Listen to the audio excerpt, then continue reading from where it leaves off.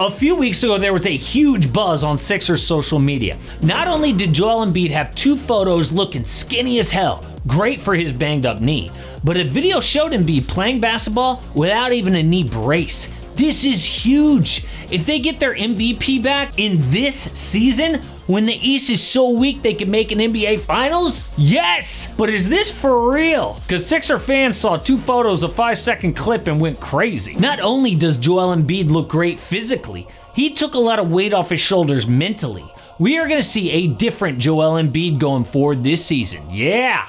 So what did Slim Bede finally say to reporters? Well, let's just say it wasn't an answer anyone was expecting. But the reason that this even matters is on paper, a healthy Sixers team is #1 in the East. FanDuel says the favorite to win is the Cavaliers at +210, then the Knicks and the Magic. Yo, a healthy Embiid is by far the best player on any of those teams, but we have never seen a healthy Embiid before. It's always some big injury, usually in the playoffs, by the way, and he comes back, looks great for a bit before another issue. But last year felt like a turning point. At no time did he look good. That has never happened. Dude suited up for just 19 games, the most miserable basketball we have seen. So since winning that MVP in 2023, after finishing second in back-to-back years, he has played a total of 58 games. Is Joel Embiid done with basketball at 30 years old? Nobody would be shocked by that. So at this media day, after a full summer off, viral social media post, Embiid says there is no timetable for his return. What? I am sorry, but if he didn't just sign a new 3-year max contract, dude might as well just hang it up. But what makes Sixers fans want to pull their hair out is, what is the problem? Like, we don't even know what is wrong with him. A full summer off, and you played just 19 games last year and you still can't play? Why not?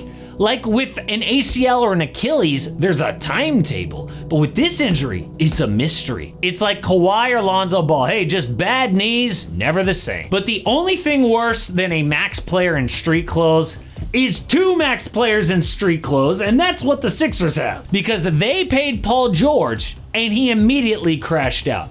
Dude hurt his knee before last season, which killed his explosiveness. Like, look at this clip of PG just not being able to get past defenders. That hurt his ability to shoot, which is kind of important in basketball. And it turns out that George hurt himself yet again this offseason, has no timetable for return again. Oh, and side note, Paul George said, well, it can't get worse than last year. That was rock bottom. 10 minutes later, the owner was named in the Epstein files. So, wrong again, Paul. But did the Sixers sign 2 max guys at the exact wrong moment? Like the second after they signed, their careers imploded? That would be like investing it all into Blockbuster right before Netflix comes out.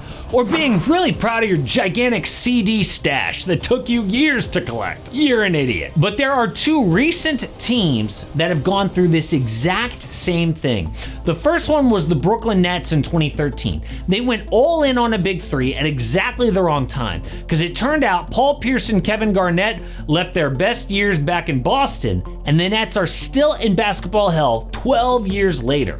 Or the Washington Wizards. You know how the Wizards are like the worst, most irrelevant franchise right now, no offense? Well, in 2017, they were feisty. They took the Celtics to 7 games in the second round of the playoffs, paid both John Wall and Bradley Beal huge deals, and it turns out their careers imploded. Wall became the worst contract in the NBA for years, and Beal just couldn't overcome that. But the big difference for Philly is they have a talented group of young players behind their 2 stars. And the best one is Tyrese Maxey. Like, this kid is just 24 years old, already an all-star, and showing more leadership than 90% of guys. We need a standard.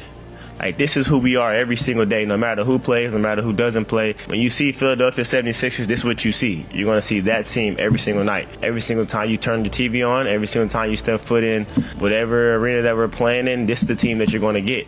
And this is the type of culture you're going to get. They're going to do this thing. They're going to do a certain thing a certain way every single night. Yes! Philly is so lucky to have a player like that.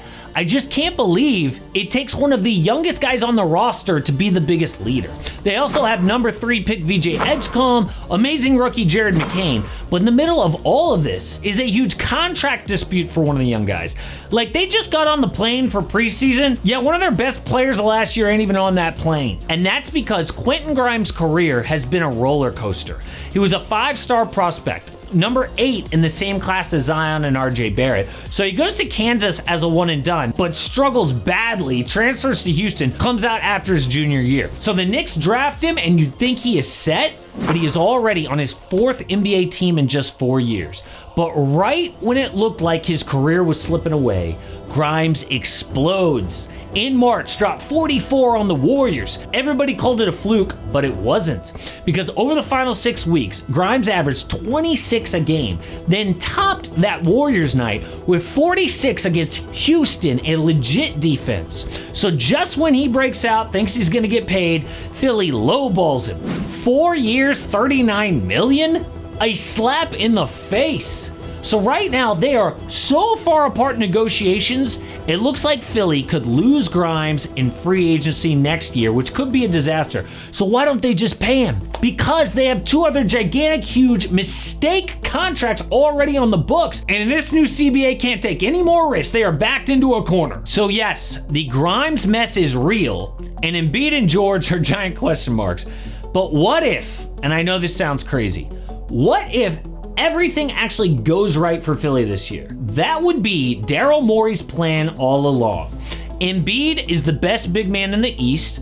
Paul George looks like his old elite number 2 self again, which would mean a 2-way big 2 with an all-star point guard in Maxey running the offense.